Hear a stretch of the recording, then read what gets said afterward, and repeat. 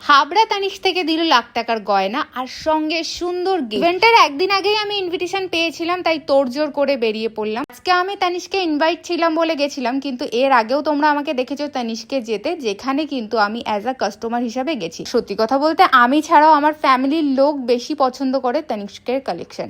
কিছুদিন আগেই তোমরা দেখেছিলে তানিশ থেকে একটা সুন্দর হার নেওয়া হয়েছিল, আর আমাদের বাড়ির লোক তো ডিসাইড করেই ফেলেছে যে কোনো জুয়েলারি কেনার জন্য তাদের বেস্ট পছন্দ হলো তানিশ। আমার তো তানিশকের ডায়মন্ডের জুয়েলারিগুলো বেশ লাগে। লাইট ওয়েটের ভেতর এত সুন্দর সুন্দর ডায়মন্ড জুয়েলারি কালেকশন, যেটা দেখলে নিজেকে আর আটকে রাখা যায় না।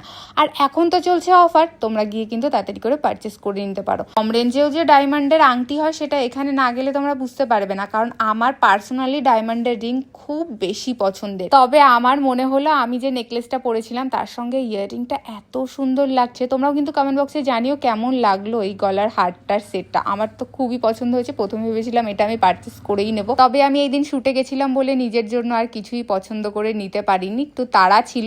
তবে খুব তাড়াতাড়ি তানিশ থেকে আমি একটা হাতের ডায়মন্ডের রিং নেব, আর সেটা তো তোমাদেরকে শেয়ার করবোই। আর এখানে গিয়ে কেমন অভিজ্ঞতা হলো, কাদের সাথে দেখা হলো, সমস্তটা নেক্সট ভিডিওতে শেয়ার করব। তার জন্য অবশ্যই ফলো করে দিও।